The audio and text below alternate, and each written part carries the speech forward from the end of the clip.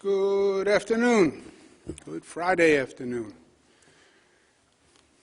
Today is day 314 of a very eventful week. And the most crucial thing that happened, the most lasting thing that happened, is what happened in Washington, D.C. We've seen a lot over the past 4 years. I've seen a lot over the past 4 years with this administration. But I would have never imagined anything as horrific as what happened in Washington, D.C. This was not a political rally. This was not democracy in action. This was anarchy. This is an explosion of hate. This is the result of a leader who, for 4 years, actually appealed to the worst in people, appealed to fear and racism and discrimination, appealed to people's fear of different people. This country is made up of different people. That's the founding premise of the country. We're all different. That was how we were formed. That is the American franchise. When you demonize differences, you literally tear the fabric of the nation apart. And that's what this president has done from day one. The old political strategy, divide and conquer, divide white from black, divide Jewish people from non-Jewish people, divide gay people, LGBTQ, from non-LGBTQ, divide old immigrants from new immigrants, divide, divide, divide, divide. That's what he excelled at. He marshaled hate. He marshaled fear. And that's what you saw happen in the Capitol. You look at what these people were celebrating. There was racism. There was anti-Semitism, Camp Auschwitz. How disgusting a statement. 6 million weren't enough. How repugnant and repulsive a statement. Confederate flag.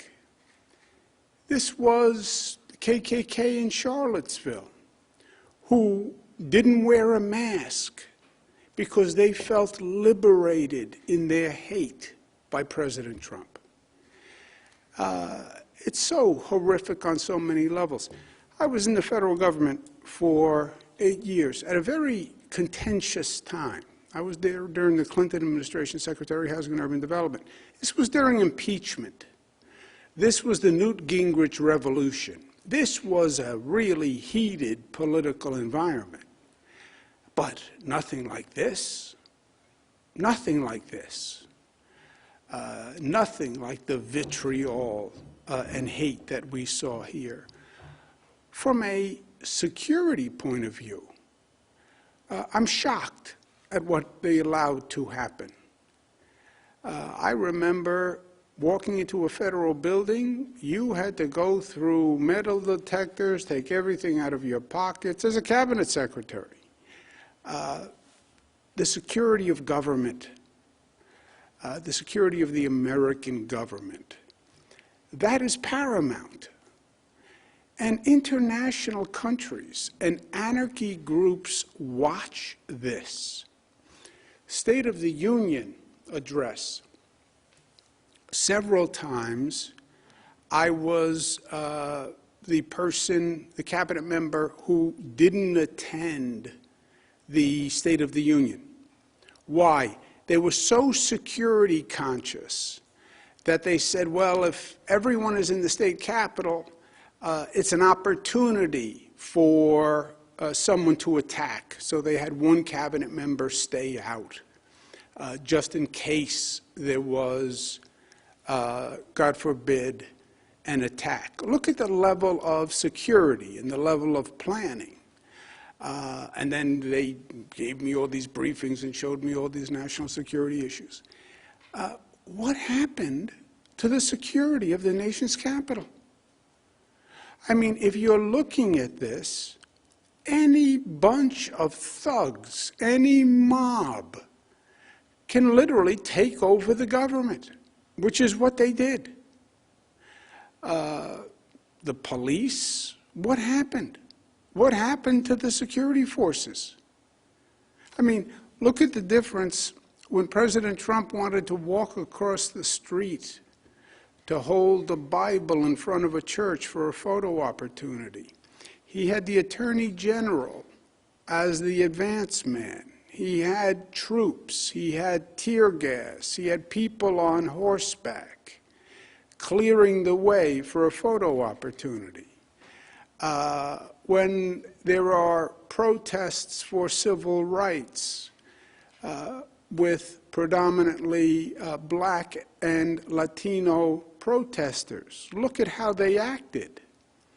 And here you had for hours this crowd running rampant. They said to me at the beginning of it, maybe we should send down National Guard. I said, well, by the time we assemble the National Guard and we get them down there would be hours. I'm sure, given the police presence in Washington, D.C., they're going to have thousands of police in a matter of moments. It never happened. It never occurred. How does that happen? And what signal does it send about the vulnerability of this nation? I mean, it is so disturbing on so many levels. I'll tell you the truth. I can't stop thinking about it. This, my friends, is a moment in history. There are moments. What did you do at the time of 9/11? What was your reaction? What was your response? There are moments that define you, that are a picture of your character and a picture of your soul and what you believe and who you are fundamentally. COVID was a snapshot, a long snapshot, but a snapshot. What did you do when COVID happened? How did you react? Did you stand up? Did you run away? Were you competent? Were you incompetent? It was a moment. This is a moment in history. And we're going to be defined by what we did in this moment. Certainly elected officials are going to be defined by this moment. Certainly federal elected officials are going to be defined by this moment. It's what statement we make as a people about what we believe about government and democracy. I believe President Trump should resign. I believe if he doesn't resign, I believe he should be impeached. Well, he only has 13 days. That's not the point. The point is the statement that we do not tolerate this as a government. That's why impeachment. Now, impeachment will bring great anguish to the country. The last thing I want to see, and this nation needs, is another period of division, another period of hyper-political activity. But if he won't resign, I believe impeachment is appropriate. By the way, impeachment also means the president doesn't have the power to pardon. And some of the pardons this president has done are really reprehensible. But I believe if he doesn't resign, he should be impeached.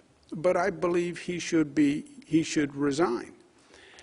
I call on every New York federal official to call for President Trump's resignation. Don't put the country through an impeachment. Don't wait for any cabinet action. Call for him to resign as his own act, but call for him to resign. I don't care if you're a Democrat I don't care if you're a Republican. I don't care what you are. You're a government official. You took an oath. You saw the anarchy. You saw the hatred. You saw the vandalism. You saw the theft. You saw the breakdown of society. You saw this nation look like a joke internationally. Put your politics aside and do what any reasonable American believes.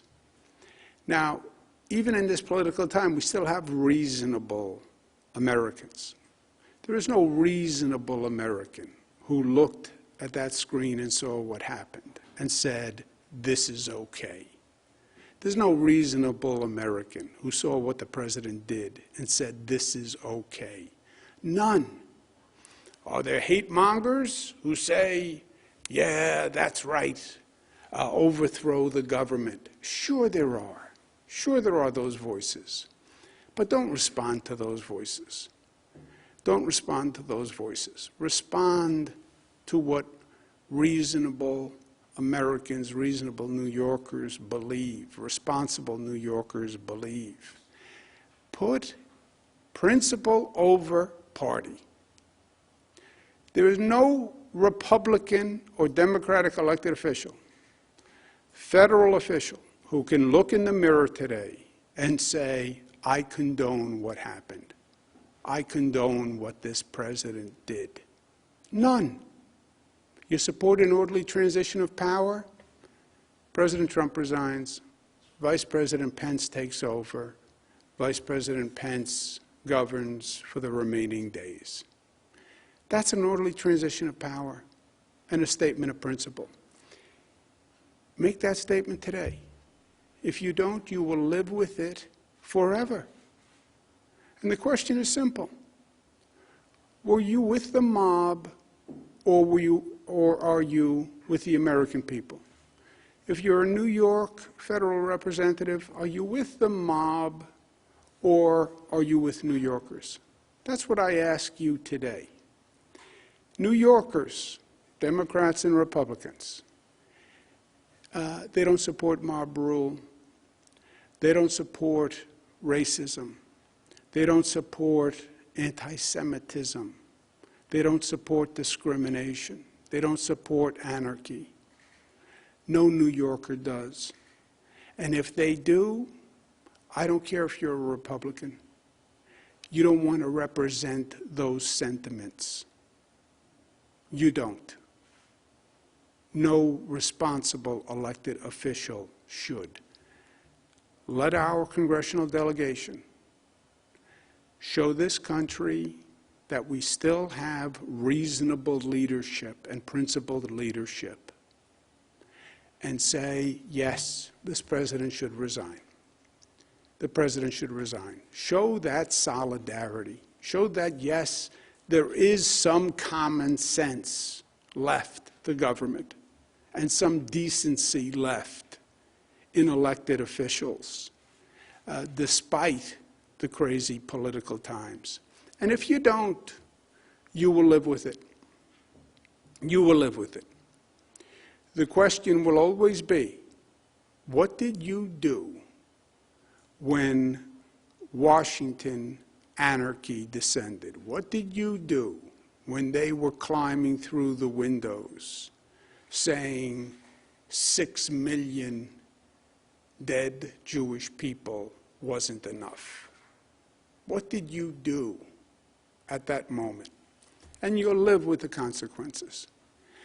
The numbers today, statewide positivity without microclusters, 7.49, with microclusters, 7.7, microclusters, 8.3, 243,000 tests, which is a large number of tests, 161 deaths. We remember them in our thoughts and prayers. Statewide hospitalization up 13, discharges down 23, hospital admissions up 18, ICU plus 51, intubations plus 53.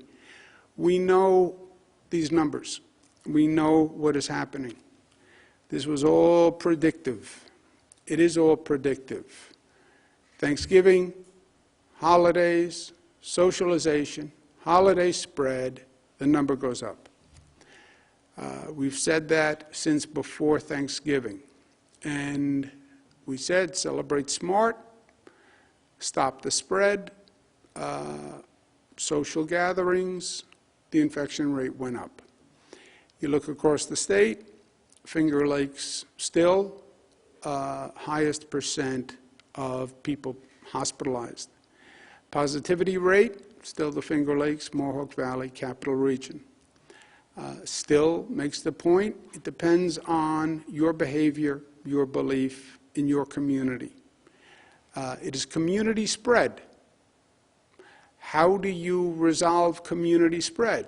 The community acts differently. That's the simple truism here.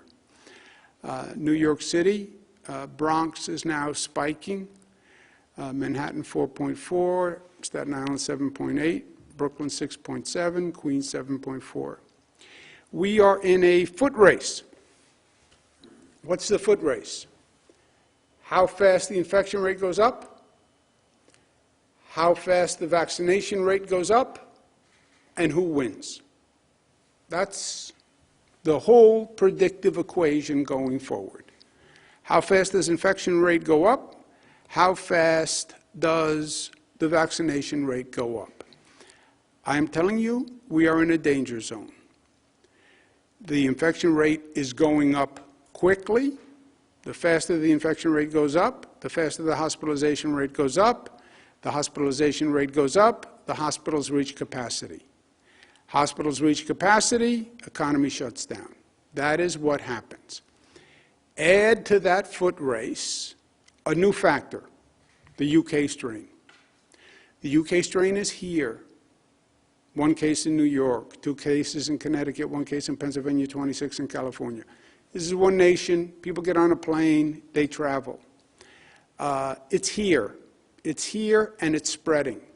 This infection rate is frightening. I've spoken to global experts, UK experts. This is the Usain Bolt of infection rates. Usain Bolt was a phenomenal sprinter, holds records. That's what the UK strain is. It took over the UK in 3 weeks. In 3 weeks. The strain is so powerful, it overtakes the original strain. So in the foot race, between the infection rate and the vaccine, you just add Usain Bolt on the side of the infection rate. On the vaccine rate, New York receives 300,000 doses per week, okay, from the federal government. That's the entire dosage amount that we receive. You have to vaccinate 70 to 90% to achieve herd immunity. We have 20 million people. That means we have to do 14 million vaccinations at the low level of the herd immunity, 70%. That's 14 million. How long does it take you to do 14 million vaccines? If you get them in the arms, as soon as you get them, if you're getting 300,000 per week, 47 weeks. 47 weeks. You know what that means? We lose the foot race. That means hospitals are overwhelmed. We don't win that race. Hospitals, we will close when you're 21 days of 15% capacity. You see the hospital capacity reducing across the state. We've done everything we can to increase capacity.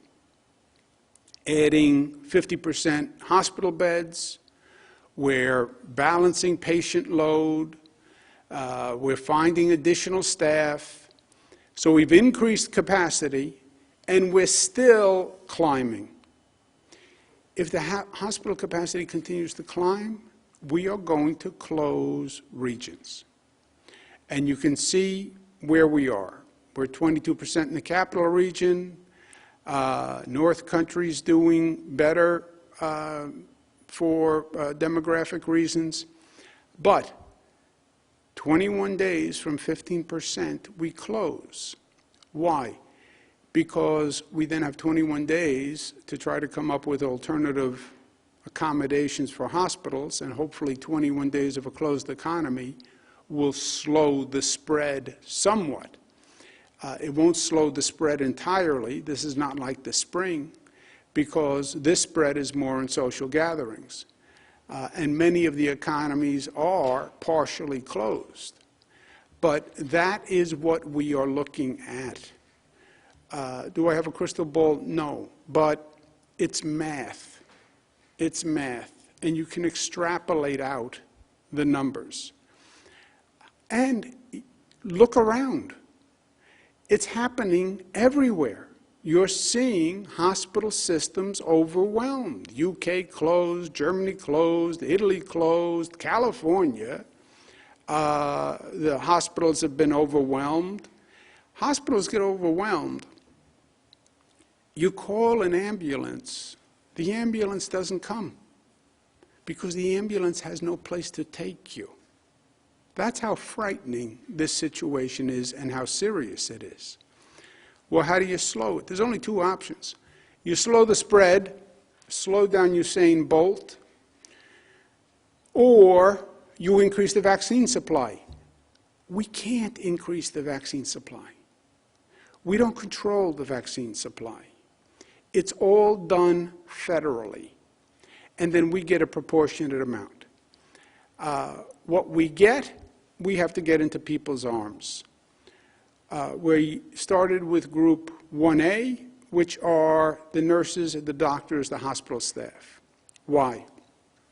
I said yesterday, a silly analogy, which I'm prone to do. In the airplane, they say, when the oxygen mask drops down, put it on your face first before your child's face. Why? Because you're no good to your child if you're dead. That's why, to be blunt. We need the hospital staff safe. First, if they're infected, they won't show up to work. That reduces the hospital capacity. Second, if they're infected and they don't know it, they are then super spreaders. So put the mask on the hospital workers first. Keep that hospital capacity open. And the hospital capacity right now is most limited by staff shortages. We've increased the number of beds. We have a staff shortage. And we have nurses who are getting sick. That's why 1A is healthcare workers. And by the way, that is universal across the country. Universal. Federal guidance, state guidance, anyone who has a head on their shoulders. Do the healthcare workers first. Healthcare workers are called Group 1A. They are all now eligible. There are 2.1 million healthcare workers in the state of New York. They are all eligible. Where do they live? This is where they live regionally. And again, it's basically a breakdown of the population in the state. But they're all throughout the state in concentrations of population. We know who they are, we know where they live, we know where they work. The percentage that has been vaccinated to date, and this is the problem, North Country has done 37% of the healthcare workers. Finger Lakes 26, Buffalo 23, Southern Tier 23, Central New York 24, Mohawk Valley 23, Capital Region 29, Long Island 25, New York City has only done 13. New York City not only is the lowest number, it's also one of the places of the greatest density, so we're concerned about it. But those numbers are very, very low, and they're just nowhere near where we need to be. What is the percent of healthcare workers you still have to do? The inverse number, 63, 74, 75, New York City, 87% of the healthcare workers still have to be done. Well, not all healthcare workers will take the vaccine. That's right. Not all New Yorkers will take the vaccine, but we have to get to 70 to 90%. If you don't get to 70 to 90%, you don't have herd immunity, the vaccine doesn't work. The healthcare workers have to be a minimum of 70. All the expectations were they would be much higher than 70 because you can't have the general population below 70. And the healthcare workers are the most informed. Now, doctors overwhelmingly are taking the vaccination. Nurses are somewhere between 85 to 70%, depending on where you are, what the facility is. But the minimum we can have from the healthcare workers is 70%. We hope to get that number up to 80% because you are going to have drop-off with other groups in the population. For the healthcare population, 1A, 2.1 million total, 479,000 have been vaccinated. That's 23%. That is not 70%. We have 430,000 unused doses. We need 1 million additional doses just to take care of the healthcare workers. The plan was to use the hospitals to distribute to the healthcare workers. Why? Because they're healthcare workers, and they're in hospitals. That's why. And use the hospitals to do the healthcare workers, because 1A is all healthcare workers. That's why we use the hospitals to do as the primary source of distribution. The hospitals were slow. Week 1, they did 33,000 vaccinations. Week 2, they did 102,000. Week 3, they did 148,000. And they said they were ramping up, they were ramping up, they were ramping up. I understand, but they're ramping up too slowly. This past Monday, I said to them, you have until Friday to ramp up, use it or lose it. This week, they did 195,000, which is more than they've ever done, and that's week 4 to date. We haven't finished week 4. So this week will be over 200,000, which is significant progress. I was direct with the hospitals, and they have responded plus or minus. You have some hospitals that have done a great job, and they're at 100% of the allocation. You have some hospitals that are not doing a great job. Why? Because there's levels of competence in these organizations. It's not that everyone doesn't want to do it, everyone wants to do it. But this is reality and this is life. If you have 200 institutions, you're going to have a range of competence in those institutions. That's a fact of life. If you have 200 barber shops, you're going to have a range of competence. If you have 200 plumbing companies, you're going to have a range of competence. And the most competent, most efficient hospitals are up near 100%, and the less competent administrations are lower. The hospitals have increased. I thank them for their efforts, but it's still not enough.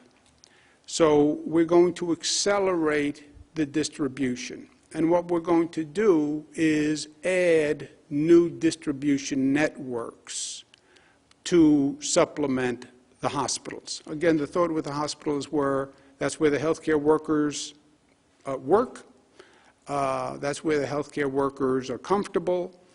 But we're not pleased with the rate of distribution, so we're going to supplement the hospitals with additional networks.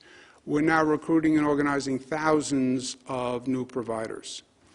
The larger distribution network will include private doctor networks, what's called FQHCs, county health departments, ambulatory centers, this is the urgent care, city MD, et cetera, and the pharmacy network. There are 5,000 pharmacies in the state of New York.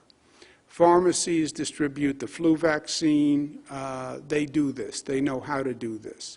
We have 1,200 pharmacies that are already committed and will be ramping up next week. And we'll continue to use the hospitals also. But we're going to bring in a much larger distribution network to do this. 500 pharmacies will come online next week, and we'll have hundreds of additional distributors coming on next week.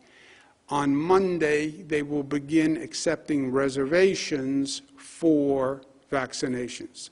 I'll discuss in a moment. This is a very large group of people, and it can't just be show up at the pharmacy.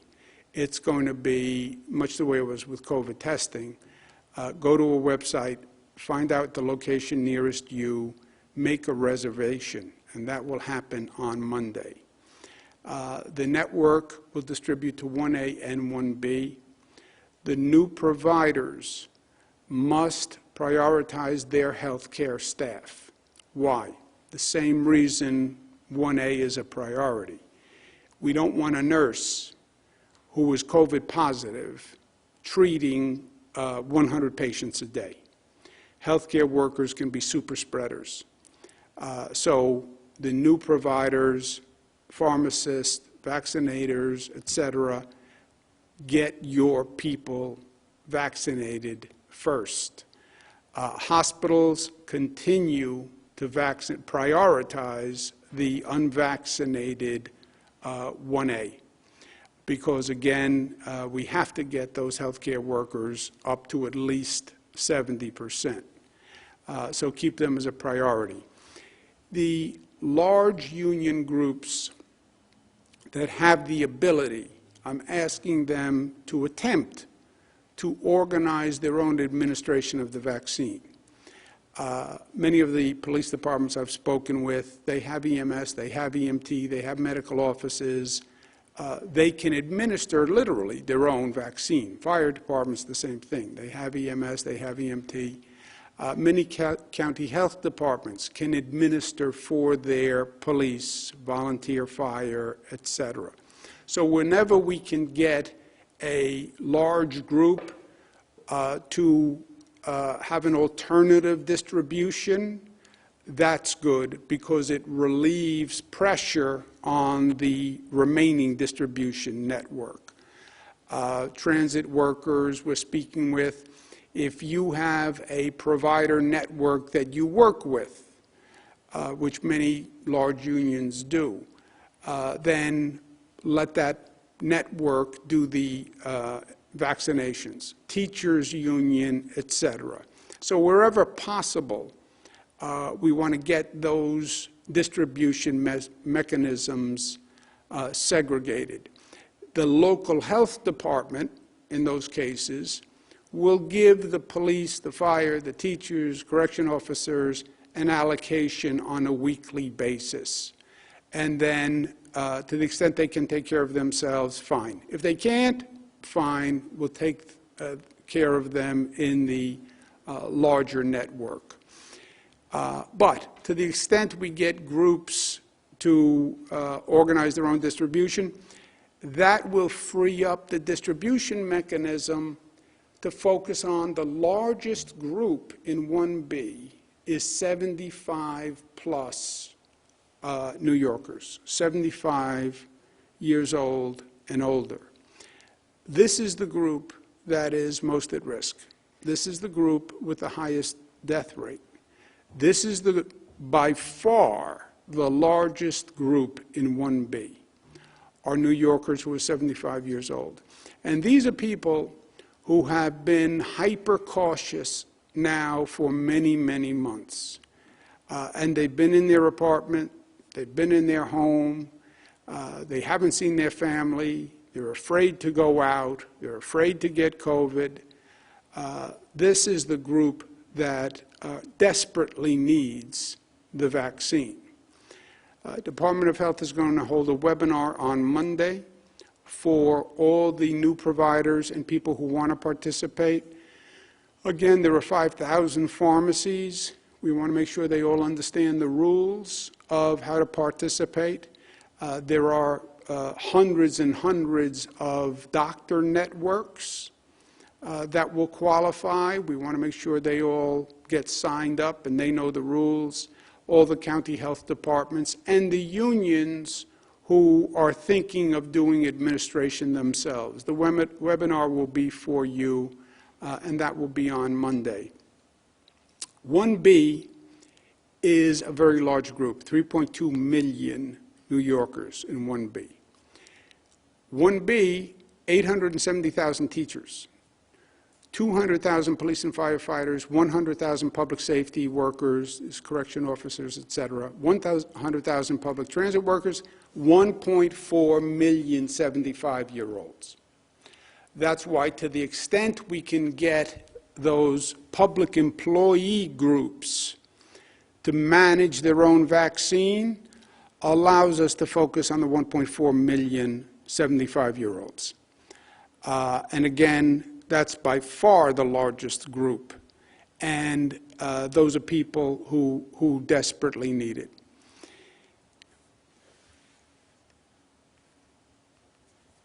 Where are the 1B population?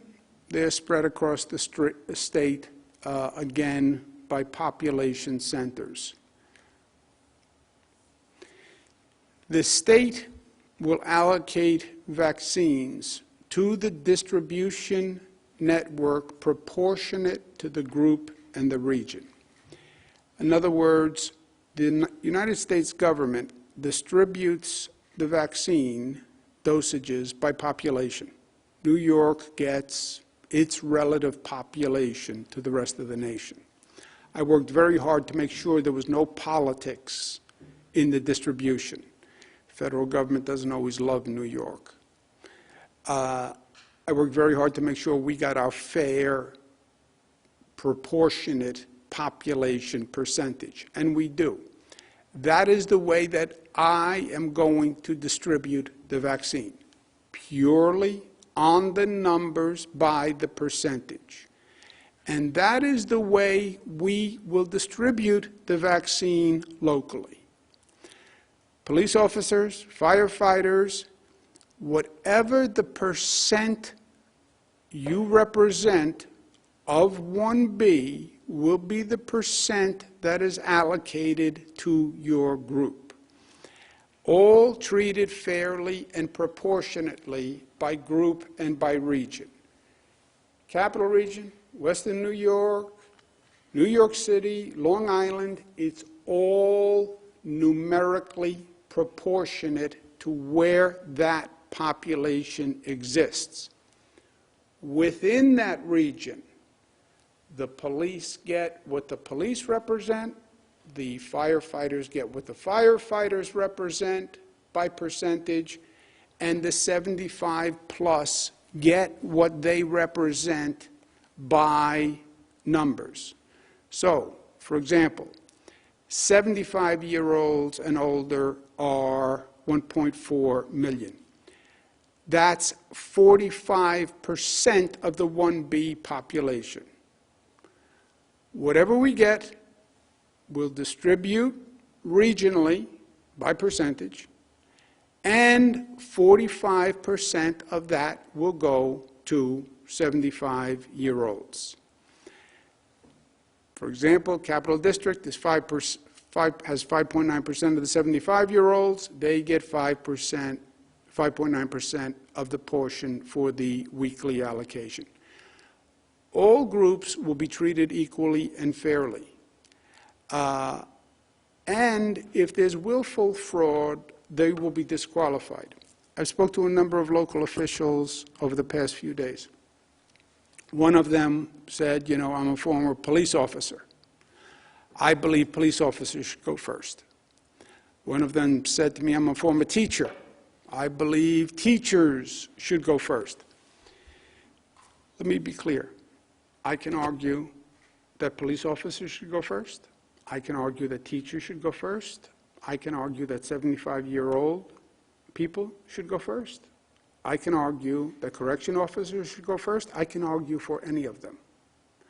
I will argue for none of them. I will argue fairness for all of them. No local official has discretion to prioritize one group over another. No provider, no pharmacy, no doctor's office can decide they want to give vaccines to firefighters over doctors. This is a crisis. Everyone needs it. We're going to do it fairly. We're going to do it fairly. This is a valuable commodity. I understand there'll be fraud. I understand there'll be theft. I'm telling you, we are going to monitor it carefully. Also during 1B, the state will mandate social equity distribution by local health departments. Public housing, houses of worship, low-income tracts. State will mandate. State doesn't like to mandate. Oh, state has mandates. They're telling us what to do. I'm very reluctant to mandate. In this case, I'm not reluctant. This has to be done with social equity and social justice in mind. Blacks died at twice the rate of whites. Latinos died at 1.5 times the rate of whites. The infection rate was higher in poor communities. The COVID testing was lower in poor communities. We're not going to decide in this state who lives and dies by race or income. That is not going to happen. If we just use the pharmacies and the doctors' networks, the healthcare deserts that have fewer pharmacies, fewer doctors' offices, less access to health care, are going to be once again at the bottom of the line. That's not going to happen. I said from day one, and I believe the nation should have done this, but New York will do it. We're going to make sure it's done fairly. And we'll have special efforts, and I understand we'll require special efforts to get it into those communities. But that is a state mandate, and the state will itself implement social equity programs. To the hospitals, I say continue vaccinating. If it was up to me, I would have the hospitals open 24 hours, 7 days a week. If I ran the hospital, that's what I would do. The numbers are low. You have many, many healthcare workers who are clamoring for the vaccine. I would say 24 hours, 7 days a week. Get the numbers up. But my 2 cents is they should all stay open.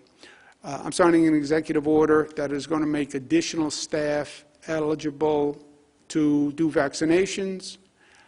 So hospitals, this new network, will have more people who they can hire.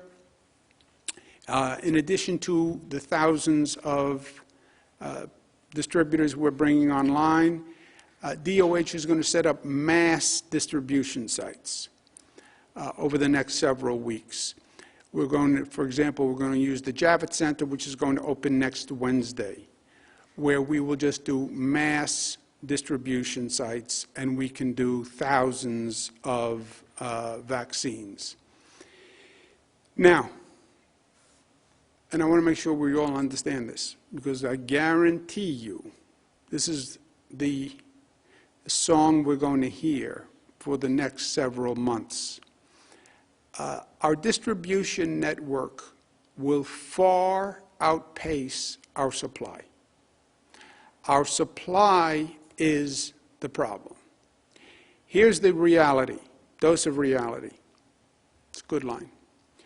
To finish 1A, we need 1 million doses. 1B, we need 3.2 million doses. Put 1A and 1B together, you need 4.2 million doses. We get 300,000 doses per week. At this rate, it will take us 14 weeks to do 1A and 1B. 14 weeks. 14 weeks is an eternity of time. But it will take 14 weeks to do 1A and 1B.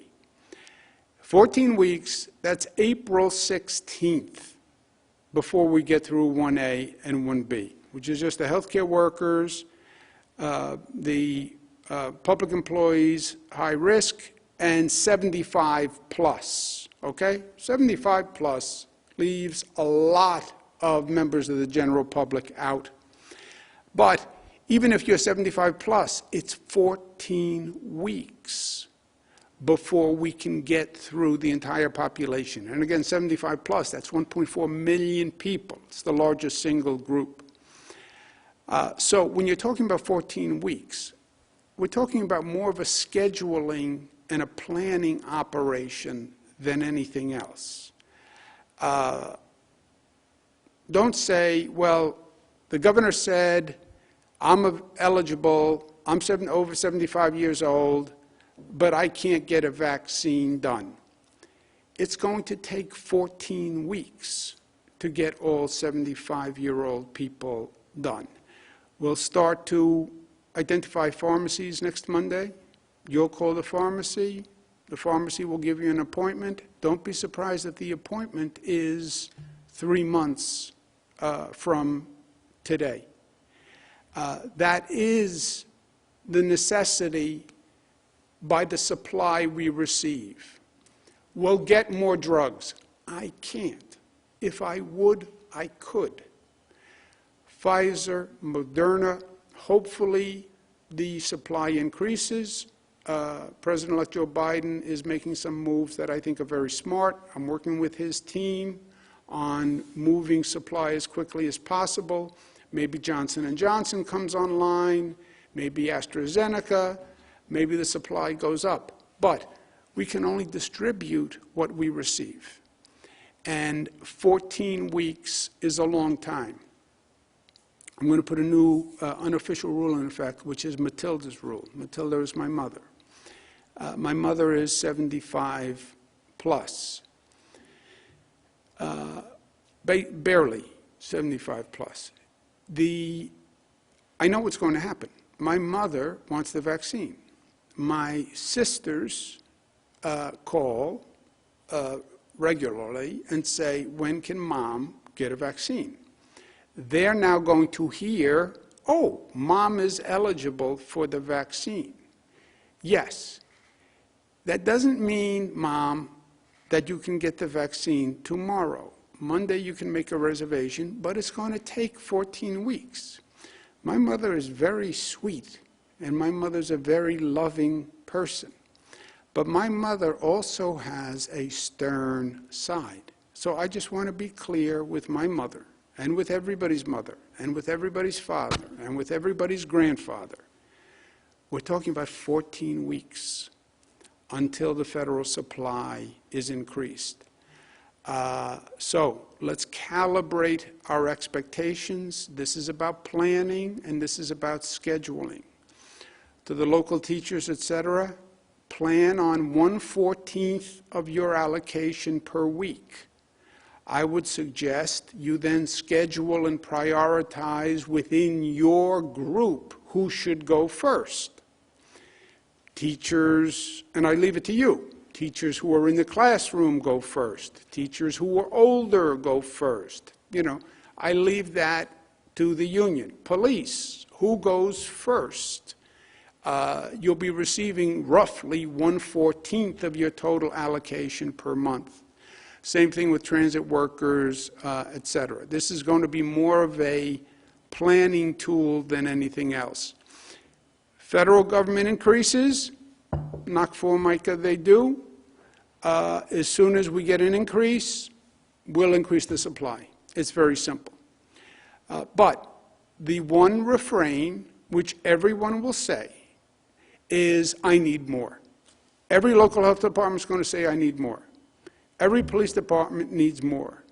Every 75 plus needs more. Everyone is going to say, I need more. And they're all going to be right. We are rationing a scarce commodity that we don't control. It's from the federal government. And by the way, the first person to say, I need more, is me. I've signed numerous letters to the federal government saying, I need more. I believe the federal government should be releasing the second dosages now, rather than holding the second Pfizer dosages. I think they should be expediting the approvals of the other vaccines. I need more.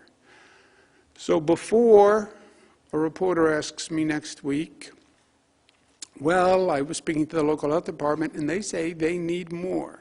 Let me preempt that. I need more. 300,000 just for 1A and 1B is 14 weeks. Somebody like myself, I'm not even in the planning stage right now. That's the reality. So let's prioritize and quickly use what we can. We have many distributor options. The slow distributors of the vaccine will not be used from the program. If we have a slow distributor, we'll just move on to a faster distributor because we want needles in arms. A couple of other points. On Monday, we're going to have the State of the State. This is going to be a different State of the State than past States of the State because these are different times. It's going to be a much more specific, action-oriented State of the State, fewer global abstract policy proposals, and more specific initiatives, because that's what we have to do. We have to deal with this COVID today, deal with the vaccines, and then post-COVID reality. Post-COVID is a different world. Post-COVID is a transformed world. Post-COVID is a transformed economy. How do you rebuild an economy? How do you take advantage of the new opportunities post-COVID? That's going to be the State of the State. A couple of items that are going to be in the State of the State, which I'm going to talk about now, so they won't be in the State of the State. At a time when the Trump administration seeks to strip Americans of their voting rights, we did see a lot of concern through the election time, and we want New York to be a champion of democratic reforms. I'm going to propose legislation to speed up the county by requiring county boards to process absentee ballots as soon as they're received and begin counting and reporting them on Election Day. We're also going to extend the time for absentee ballots from 30 to 45 days before an election and extend early voting hours. It worked well, extend it. One of the most horrific results of the pandemic has been a striking increase in domestic and gender-based violence. I'm going to propose a new office to address just this, but also authorize the courts to make abusers pay damages, including housing and moving costs related to domestic violence. I ran a not-for-profit called HELP. I worked with many victims of domestic violence. I can't tell you how many times I heard, I couldn't leave the house because I had no place to go. I couldn't leave the house because if I went to my family's house, he would follow me, and my family didn't want that trouble. Too many people stay in the house because they don't have an alternative. That has to stop, and it will stop in the state of New York. We also want to create a new crime, which is a misdemeanor for domestic violence people who buy guns. Right now there is a loophole in the law. We want to close that. If you're an abuser, you should not be allowed to buy a gun in the state of New York. We also have to do more on eviction protections for tenants. We've made great strides in New York, but we need to do more. We have to advance legislation, and I will, that places a statewide moratorium on commercial evictions until May 1. You have a lot of small businesses that can't pay the rent and are getting evicted. And we should have in law that you can't evict those small businesses until May 1. Also, I'm proposing a law that says no penalties for late or missed rent payments during the pandemic through May 1. In other words, when a tenant gets a bill for back rent, it can't then have all these penalties and late fees and charges that make payment of the past rent even more onerous. And then on the good news side of things, Pier 76 on the west side of Manhattan, which is just a phenomenally amazing sight. You know, if you can just imagine this, that's the Hudson River. and that is the west side. And this is a pier that just goes out into the Hudson River. It has been used as a tow pound for many, many years. City of New York said 20 years ago that they would stop using it as a tow pound because it's just a phenomenal piece of real estate. Last year, the legislature passed a law saying that the NYPD had to vacate by this January 1 and penalizing the NYPD if they didn't, $12 million penalty. That piece of real estate will then be transferred to the state. The state will transfer it to the Hudson River Park Trust, and it will be a public space. And we're going to put out proposals for designs that are going to start this month. But this is going to be a magnificent asset to the west side, and especially during these tough times and tough days, a beautiful open public space that will just be a great place to take in New York. I think it'll be a visitor attraction. Long term, the Hudson River Park Trust will decide what the use of it is. But in the interim, we'll make it a great public space, and I'm very excited about that. I want to thank the people who worked on this for a long time. Sometimes government can be slow, and sometimes you have to really fight the fight to get it done. I especially want to thank Deborah Glick, who championed this effort and wouldn't take no for an answer, and I respect that. But that is good news, and I feel good about that. And I feel good about this. Go Bills. I have to work on my State of the State tomorrow because with the new Washington alignment and the new Senate, it changes my State of the State. So I can't go. I wanted to go. I was planning to go. I can't go. I said I would give my ticket to a nurse as a token of all the appreciation we have for our frontline heroes.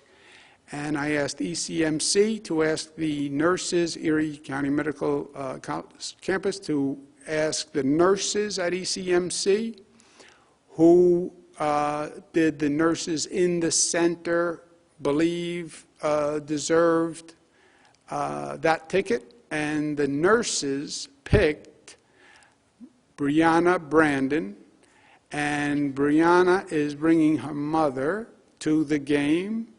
So congratulations, have fun. I wish I were there, but in some ways I'm even happier that you're going to be there instead of me, because we love you and we love what you did and we love what you represent, and we want to show you this respect and this gratitude. Go Bills. Questions? Thank you, Governor. If you would like to ask a question, please use the raise hand function at the bottom of your window. We'll take a brief moment to compile the Q&A roster.